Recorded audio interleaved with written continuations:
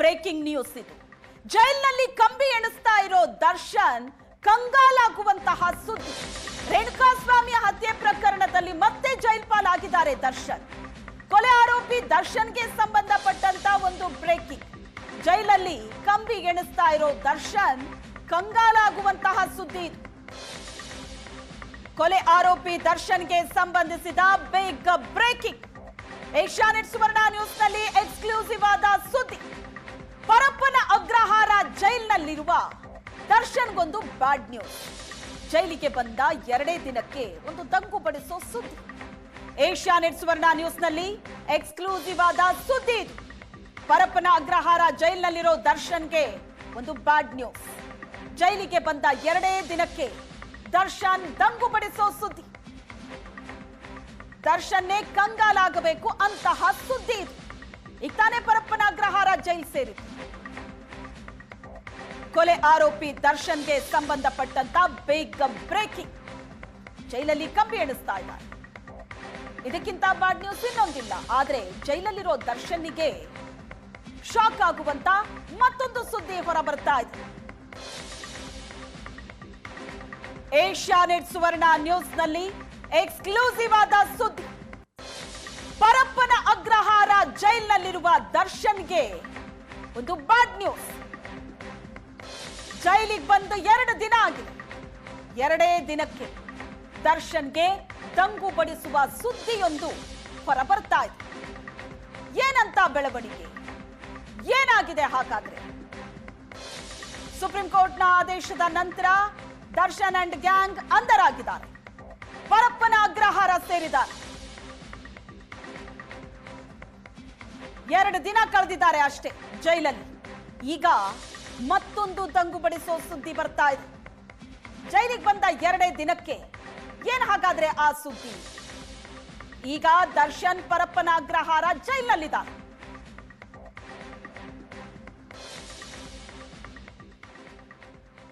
ಪರಪ್ಪನ ಅಗ್ರಹಾರ ಜೈಲಿನಲ್ಲಿರುವಂತಹ ದರ್ಶನ್ ಬಳ್ಳಾರಿ ಜೈಲಿಗೆ ಶಿಫ್ಟ್ ಆಗ್ತಾರಾ? ಬೇಲ್ ಪಡೆದು ಬಳ್ಳಾರಿ ಜೈಲಿನಿಂದಲೇ ದರ್ಶನ್ ಹೊರಗಡೆ ಬಂದಿದ್ದಾಗಿತ್ತು. ಕಳೆದ ಬಾರಿ ರೇಣುಕಾಸ್ವಾಮಿ ಹತ್ಯೆ ಪ್ರಕರಣದಲ್ಲಿ ಪರಪ್ಪನ ಅಗ್ರಹಾರ ಸೇರಿದಂತ ದರ್ಶನ್ ರಾಜಾತಿಥ್ಯ ಪ್ರಕರಣದಲ್ಲಿ ಪರಪ್ಪನ ಅಗ್ರಹಾರ ಬಿಡಬೇಕಾಯ್ತು. ಬಳ್ಳಾರಿ ಜೈಲಿಗೆ ಶಿಫ್ಟ್ ಮಾಡಿದ್ರು. ಬಳ್ಳಾರಿ ಜೈಲಿಗೆ ಹೋದ ನಂತರ ಆರೋಗ್ಯದ ಕಾರಣ ಕೊಟ್ಟು ಅನಾರೋಗ್ಯ, ಬೆನ್ನಿನ ನೋವಿದೆ, ಆಪರೇಷನ್ ಆಗಬೇಕು ಅಂತ ಮಧ್ಯಂತರ ಜಾಮೀನು ತಗೊಂಡೇನು ಹೊರಗಡೆ ಬಂದಿದ್ರು. ಅದು ಬಳ್ಳಾರಿ ಜೈಲಿನಿಂದ ಹೊರಗಡೆ ಬಂದಿದ್ದಾಗಿತ್ತು. ಯಾವ ಜೈಲಿನಿಂದ ಈ ಪ್ರಕರಣದಲ್ಲಿ ಜಾಮೀನು ಪಡೆದು ಹೊರಗಡೆ ಬಂದಿದ್ರು, ಈಗ ಜಾಮೀನು ರದ್ದಾಗಿ ಜೈಲ್ ಸೇರ್ತಾ ಇದ್ದಾರೆ. ಅದೇ ಜೈಲಿಗೆ ವಾಪಸ್ ಹೋಗ್ತಾರಾ? ಹಾಗಾದ್ರೆ ಹೋಗೋ ಸಾಧ್ಯತೆಗಳು ಹೆಚ್ಚಾಗಿದೆ. ಬಳ್ಳಾರಿ ಜೈಲಿಗೆ ದರ್ಶನ್ ಶಿಫ್ಟ್ ಮಾಡೋದಕ್ಕೆ ಜೈಲಾಧಿಕಾರಿಗಳು ಮುಂದಾಗಿದ್ದಾರೆ. ಪರಪ್ಪನ ಅಗ್ರಹಾರದಲ್ಲಿ ರೌಡಿಗಳ ಜೊತೆ ದರ್ಶನ್ಗೆ ನಂಟು ಬೆಳೆಯೋ ಸಾಧ್ಯತೆ ಇದೆ. ಕಳೆದ ಬಾರಿ ಪರಪ್ಪನ ಅಗ್ರಹಾರಕ್ಕೆ ಹೋದಾಗ್ಲೂ ಕೂಡ ಅದೇ ಆಗಿತ್ತು. ಕಳೆದ ಬಾರಿ ಜೈಲಲ್ಲಿದ್ದ ರೌಡಿಗಳ ಜೊತೆ ಸಂಪರ್ಕ ಬೆಳೆಸಿದ್ರು ದರ್ಶನ್. ಬೆಂಗಳೂರು ಜೈಲಿನಲ್ಲೇ ಇದ್ರೆ ದರ್ಶನ್ ಮತ್ತೆ ಬಾಲ ಬಿಚ್ಚೋ ಸಾಧ್ಯತೆ ಇದೆ. ಜೈಲಾಧಿಕಾರಿಗಳು ಮತ್ತು ಸಿಬ್ಬಂದಿ ಮೇಲೆ ಒತ್ತಡ ಹೇರುವಂತಹ ಸಾಧ್ಯತೆ ಇರುತ್ತೆ. ಬಳ್ಳಾರಿ ಜೈಲಿಗೆ ದರ್ಶನ್ ಶಿಫ್ಟ್ ಮಾಡೋದಕ್ಕೆ ಅಧಿಕಾರಿಗಳು ಮುಂದಾಗಿದ್ದಾರೆ. ಈಗ ತಾನೇ ಪರಪ್ಪನ ಅಗ್ರಹಾರ ಸೇರಿ 2 ದಿನ ಕಳೆದಿದೆ ಅಷ್ಟೇ. ಆಗ್ಲೇ ಬಳ್ಳಾರಿ ಜೈಲಿಗೆ ಕಳಿಸೋದಕ್ಕೆ ಪ್ರಯತ್ನಗಳಾಗ್ತಾ ಇದೆ. ಕಾರಣ, ಈ ಹಿಂದೆ ಪರಪ್ಪನ ಅಗ್ರಹಾರದಲ್ಲಿ ದರ್ಶನ್ ಮಾಡಿಕೊಂಡಂತ ಎಡವಟ್ಟು.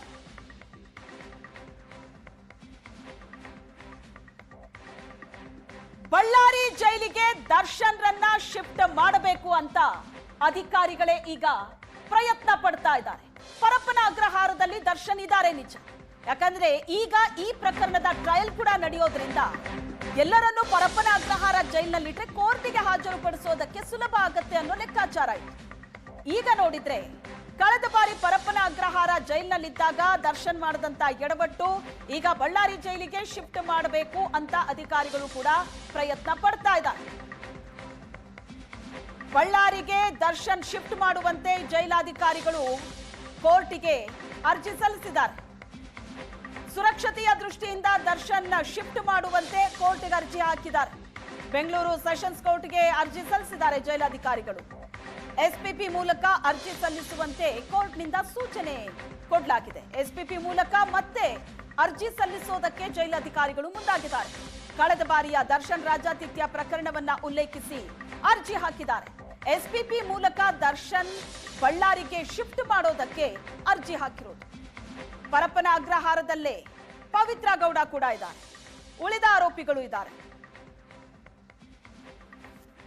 ಈ ಬಗ್ಗೆ ಹೆಚ್ಚಿನ ಡೀಟೇಲ್ಸ್ ಅನ್ನ ಕೊಡ್ತಾರೆ ನಮ್ಮ ಪ್ರತಿನಿಧಿ ರಮೇಶ್ ಇದ್ದಾರೆ ಸಂಪರ್ಕದಲ್ಲಿ. ರಮೇಶ್, ಸುಪ್ರೀಂ ಕೋರ್ಟ್ನ ಆದೇಶ ಬಂದು ಮತ್ತೆ ಈ ಗ್ಯಾಂಗ್ ಒಳಗೋಗೋ ಸಂದರ್ಭದಲ್ಲೂ ಕೂಡ ಈ ವಿಷಯ ಚರ್ಚೆ ಆಗಿತ್ತು. ಮತ್ತೆ ಅವರವರು ಜಾಮೀನ್ ಪಡೆದಾಗ ಹೊರಗಡೆ ಬಂದಂತ ಜೈಲಿಗೆ ಇವರನ್ನ ಶಿಫ್ಟ್ ಮಾಡ್ತಾರಾ ಅಂತ. ಈಗ ದರ್ಶನ್ರನ್ನ ಬಳ್ಳಾರಿ ಜೈಲಿಗೆ ಶಿಫ್ಟ್ ಮಾಡೋದಕ್ಕೆ ಕಾರಣ ಕಳೆದ ಬಾರಿಯ ಎಡವಟ್ಟ ಏನಂತ ಜೈಲಾಧಿಕಾರಿಗಳು ಅರ್ಜಿ ಸಲ್ಲಿಸಿರೋದು? ಶ್ವೇತಾ, ಅಂದರೆ ಜೈಲಿನ ಅಧಿಕಾರಿಗಳು ಇವತ್ತು ಸೆಷನ್ಸ್ ಕೋರ್ಟ್ ಮುಂದೆ ಒಂದು ಅರ್ಜಿಯನ್ನು ಸಿದ್ಧಪಡಿಸಿಕೊಂಡು ಬಂದು ಅರ್ಜಿಯನ್ನು ಹಾಕಲಿಕ್ಕೆ ಮುಂದಾಗಿದ್ರು. ಮತ್ತು ಕೋರ್ಟ್ ಮುಂದೆ ಅಂದರೆ ನ್ಯಾಯಾಧೀಶರ ಮುಂದೆ ಅರ್ಜಿಯನ್ನು ಸಲ್ಲಿಕೆಯನ್ನು ಮಾಡಿದರು. ಅದರಲ್ಲಿ ಒಟ್ಟು 5 ಜನ ಆರೋಪಿಗಳನ್ನು ಈ ಮೊದಲು ಬೇಲ್ ಸಿಕ್ಕಂಥ ಸಂದರ್ಭದಲ್ಲಿ ಯಾವ ಜೈಲಿನಲ್ಲಿದ್ದರೂ ಅದೇ ಜೈಲಿಗೆ ಶಿಫ್ಟ್ ಮಾಡಬೇಕು ಅನ್ನುವಂಥ ನಿಟ್ಟಿನಲ್ಲಿ ಅರ್ಜಿಯನ್ನು ಸಲ್ಲಿಸಲಿಕ್ಕೆ ಮುಂದಾಗಿದ್ರು. ಆದರೆ ಅರ್ಜಿಯನ್ನು ಅಧಿಕಾರಿಗಳು ಸಲ್ಲಿಸುವಂಥದ್ದು ಸರಿಯಾದ ಕ್ರಮ ಅಲ್ಲ. ಹಾಗಾಗಿ ಈ ಕೇಸಿನ SPP ಅವರ ಮೂಲಕ ಅರ್ಜಿಯನ್ನು ಸಲ್ಲಿಸಿ ಅಂತೇಳಿ ಅವ್ರನ್ನ ವಾಪಸ್ ಕಳಿಸಿರುವಂಥದ್ದು. ಅಂದರೆ ಈ ಅರ್ಜಿಯಲ್ಲಿರುವಂಥ ಅಂಶಗಳು ಏಷ್ಯಾನೆಟ್ ಸುವರ್ಣ ನ್ಯೂಸ್ಗೆ ಲಭ್ಯ ಆಗಿರುವಂತದ್ದು. ಅಂದ್ರೆ ಜೈಲಿನ ಅಧಿಕಾರಿಗಳು ಜೈಲಿನ ಭದ್ರತೆ ಮತ್ತು ಆಡಳಿತದ ದೃಷ್ಟಿಯಿಂದ ಇವರನ್ನ ಶಿಫ್ಟ್ ಮಾಡಬೇಕು ಅನ್ನುವಂಥದ್ದನ್ನ ಉಲ್ಲೇಖವನ್ನ ಮಾಡ್ತಾರೆ. ಮತ್ತೆ ಅರ್ಜಿಯ ಜೊತೆ ಸುಪ್ರೀಂ ಕೋರ್ಟ್ನ ಆದೇಶದ ಪ್ರತಿ ಮತ್ತೆ ಈ ಹಿಂದೆ ಆರೋಪಿಗಳನ್ನ ಬೇರೆ ಬೇರೆ ಜೈಲಿಗೆ ಶಿಫ್ಟ್ ಮಾಡಿದಂತ ಆದೇಶದ ಪ್ರತಿ ಏನಿತ್ತು ಆ ಒಂದು ಆದೇಶದ ಪ್ರತಿಯನ್ನ ಸಮೇತ ಅರ್ಜಿಯನ್ನು ಸಿದ್ಧಪಡಿಸಿಕೊಂಡು ಬಂದ್ರು. ಆದ್ರೆ ಈಗ ಏನು ಜೈಲಿನ ಅಧಿಕಾರಿಗಳಿಗೆ ಚೀಫ್ ಸೂಪರಿಂಟೆಂಡೆಂಟ್ ಅವರು ಇದರಲ್ಲಿ ಪೆಟಿಷನರ್ ಆಗಿರುವಂತಹದ್ದು. ಈ ಒಂದು ಅರ್ಜಿಯನ್ನ ಈಗ SPP ಅವರನ್ನ ಭೇಟಿ ಮಾಡಲಿಕ್ಕೆ ಅಲ್ಲಿಂದ ತೆರಳಿದ್ರು. ಇವತ್ತು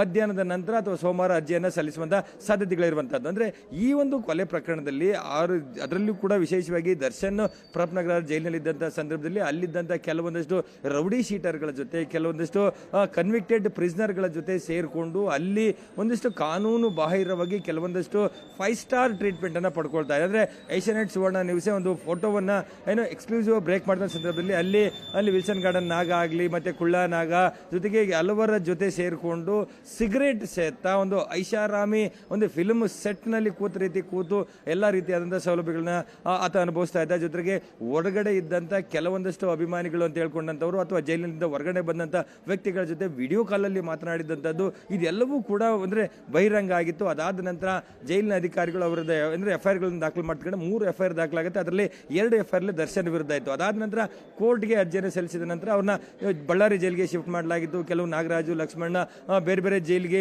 ಶಿಫ್ಟ್ ಮಾಡಲಾಗಿತ್ತು. ಅಂದ್ರೆ ಕೆಲವರು ಶಿವಮೊಗ್ಗ ಜೈಲಿಗೆ, ಕೆಲವರು ಕಲಬುರಗಿ, ವಿಜಯನಗರ ಮತ್ತೆ ಮೈಸೂರಿನ ಜೈಲಿಗೆ ಶಿಫ್ಟ್ ಮಾಡಲಾಗಿತ್ತು. ಅದರಲ್ಲಿ ಈಗೇನು ಈ ಜೈಲಿನಲ್ಲಿರುವಂತಹ 7 ಜನರಲ್ಲಿ ಅನುಕುಮಾರ್, ಪವಿತ್ರ ಗೌಡ ಹೊರತುಪಡಿಸಿ ಇನ್ನು 5 ಜನರು ಕೂಡ ಬೇರೆ ಜೈಲಿನಲ್ಲಿ ಇದ್ದಂಥವ್ರು. ಅವ್ರನ್ನ ಅದೇ ಜೈಲಿಗೆ ಶಿಫ್ಟ್ ಮಾಡಬೇಕು ಅನ್ನುವಂಥ ನಿಟ್ಟಿನಲ್ಲಿ ಈಗ ಅರ್ಜಿಯನ್ನು ಸಲ್ಲಿಸಲಿಕ್ಕೆ ಮುಂದಾಗಿರುವಂತಹದ್ದು.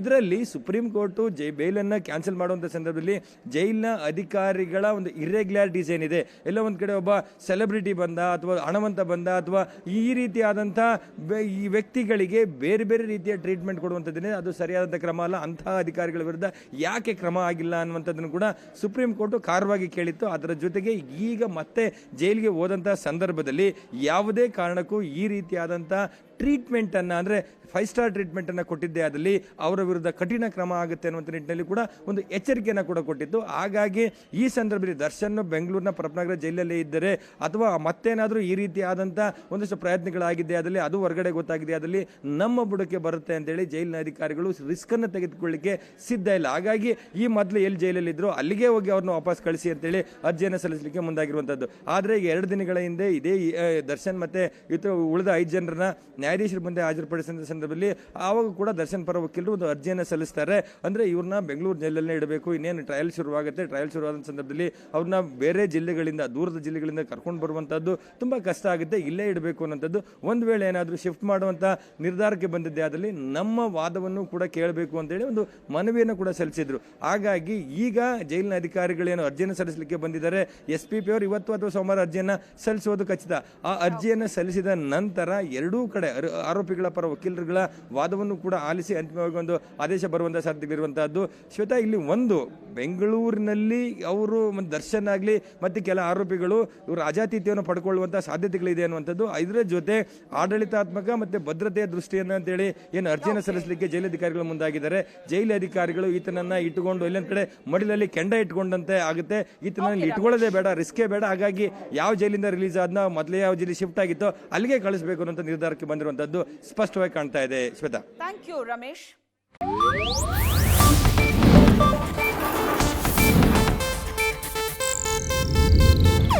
ಇದು ಏಷ್ಯಾನೆಟ್ ನ್ಯೂಸ್ ನೆಟ್ವರ್ಕ್ ಪ್ರಸ್ತುತಿ.